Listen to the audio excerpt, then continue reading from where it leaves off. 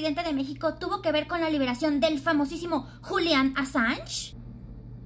Vamos a ponerle luz a este asunto. Primero, contexto bebé de luz. El fundador de algo llamado Wikileaks, Julian Assange. Wikileaks es un medio de comunicación y organización mediática editorial creado en 2006 por Julian Assange. Después de estar como que más de 10 años, algo así como que sin libertad, por enfrentar una causa penal derivada de revelar más de 250,000 documentos diplomáticos y militares clasificados. El asunto es que luego de que supimos que ya salió libre por fin y que se celebró por cielo, mar y tierra, nuestro presidente reveló unas cartas que le envió a Donald Trump y a Joe Biden. En esas cartas pedía nada más y nada menos que la liberación de Assange. Nuestro presidente describía a Julian como una persona movida por ideales y principios, pidiendo compasión por el fundador de Wikileaks para que pudiera ser liberado y que aquí le diéramos asilo en México. Por lo que vimos en los documentos que el presidente nos presentó en una mañanera, en diciembre de 2020, cuando Julian Assange llevaba un año y medio retenido ahí en el Reino Unido, López Obrador le escribió a Donald Trump para que lo liberara. En la carta, incluso el presidente dice que si Donald Trump le concedía pues este asunto de la liberación, que por favor pudiera comunicar que se debía a una gestión del presidente de México.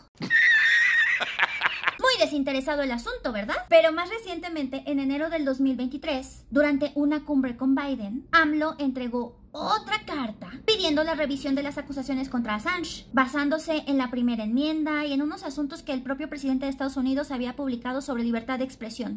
¡Libertad! ¡Paz! ¡Y amor!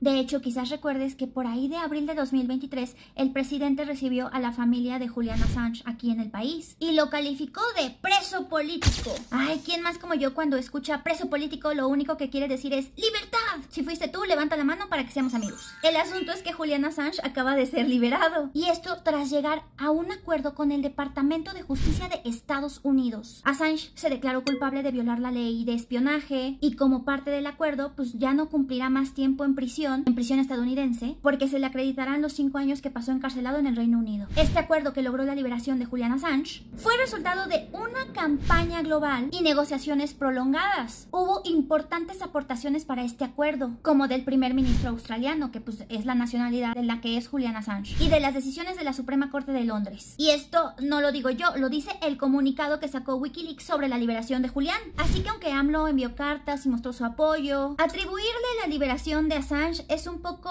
digamos, exagerado. Ahora, es importante entender que el Departamento de Justicia de Estados Unidos opera de manera independiente del presidente de ese país, o sea, hay división, hay autonomía e independencia, lo que debe importarnos en estos momentos en donde en nuestro país se discute una reforma al Poder Judicial. Y es que la división de poderes y la autonomía de instituciones es fundamental para la salud de cualquier democracia. Si aquí pusiéramos jueces a modo del presidente, o sea, que el presidente pudiera decirles, oye tú, libera a ese preso político porque yo creo que es un preso político, pues las cosas quizá, o sea, no estarían tan bien. Imagina nada más lo que se lograría con una llamada del presidente. Y no me vayas a decir así como de, ay, esto ya pasaba. O sea, si pasaba, pues ¿por qué tenemos que regresar a que pase otra vez? O sea, no, hay que ubicarnos. Y ubicarnos en la historia y en la historia de nuestro país y en nuestra historia como sociedad. O sea, ¿qué onda? Quizá no está bien que demos pasos para atrás, pues. Pero bueno, ese es otro asunto. Yo creo que este acuerdo de Assange demuestra el complejo sistema de justicia y negociación que no depende directamente del mandatario de un país. Y aquí creo que podemos empezar a hacernos preguntas. Mientras supuestamente celebramos que AMLO logró la liberación de Julian Assange, bueno, algunos lo celebran, ¿qué pasa con la libertad de prensa y de expresión en México? Los informes internacionales en la materia nos dicen que como cuando teníamos gobiernos del PRI y del PAN, señalan que nuestro país es uno de los peores países para ejercer el periodismo en todo el mundo, al margen de las zonas de guerra, o sea,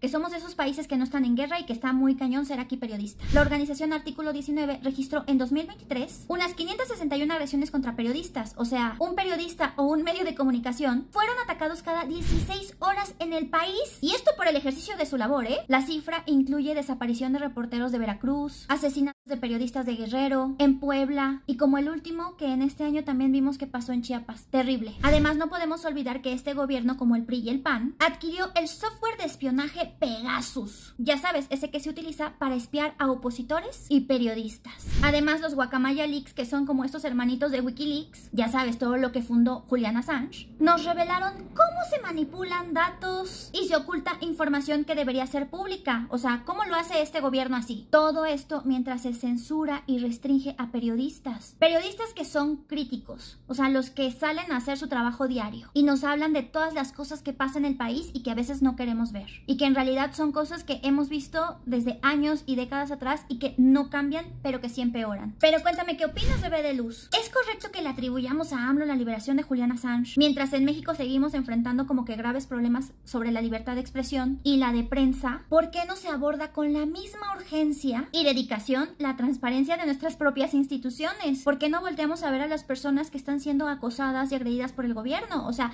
yo sé que tú no quizás seas muy amigo de Latinus o no te guste mucho lo que ellos hagan, pero que salga el titular de la UIF a decir que Latinus lava dinero y recibe dinero ilegal, o sea, no está bien. No hubiera estado bien con el PRI, no hubiera estado bien con el PAN, no está bien que lo haga ahorita este gobierno. En su momento hubo muchas voces que nos unimos a las denuncias contra los ataques a periodistas y reporteros en el país durante los gobiernos del PRI y del PAN. O sea, ¿por qué ahorita tiene que ser distinto? Pero bueno, pelea. Y ya lo sabes, infórmate e involúcrate, porque si lo haces, las cosas sí pueden cambiar. Bueno, adiós.